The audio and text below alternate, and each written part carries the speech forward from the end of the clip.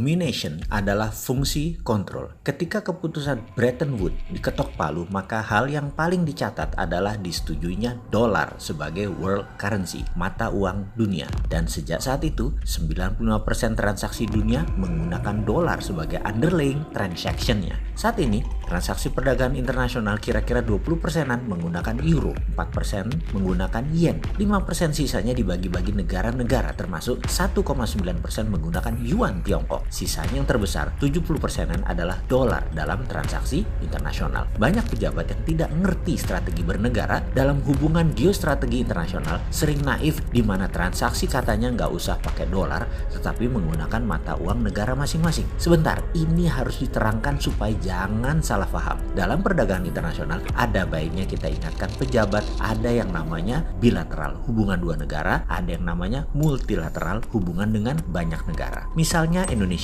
impor mobil dari Cina, lalu kita ganti nama seakan mobil buatan Indonesia. Waktu kita impor, kita bayar pakai rupiah. Mau nggak Cina dibayar pakai rupiah? Ya nggak mau, mending dibayar pakai yuan. Lalu Indonesia kan nggak punya yuan, cari di mana? Lalu cari di pasar atau di market. Kita ganti rupiah kita dengan yuan. Penerima rupiah tadi pegang rupiah buat apa? Buat beli barang dari Indonesia. Terlihat sederhana kan transaksi ini? Oke, kita lanjut. Ternyata dagang Cina dengan Indonesia, kita ambil angka dari langit, 20 Indonesia beli atau impor, 10 Indonesia jual atau ekspor, alias defisit dagang Indonesia dengan Cina. Dalam bahasa lainnya, tekor. Di mata Tiongkok, Indonesia mitra penting karena dagang dengan Indonesia menyenangkan. Cina, Tiongkok surplus, bahasa lainnya tekor dibalik yaitu roket. Kalau Tiongkok surplus, maka nggak mau surplusnya memegang rupiah, mending mereka pegang yuan atau mending pegang dolar. Mengapa dolar? Karena untuk transaksi dengan negara lain seperti dengan India, dengan Eropa, di mana Tiongkok akan beli barang maka dengan dolar lebih mudah.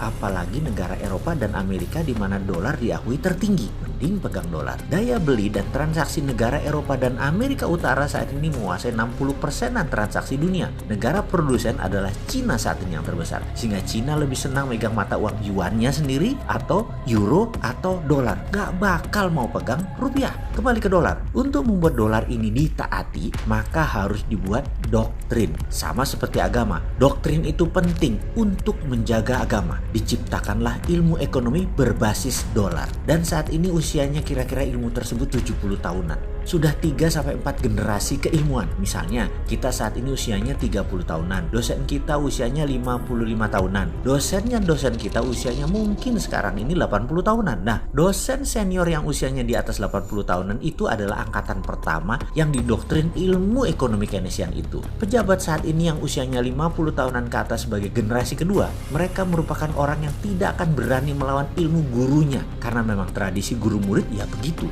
Kemudian, mereka yang usia 30 tahunan hingga yang lebih muda merupakan generasi ketiga yang mantap membenarkan ajaran agama Keynesian itu.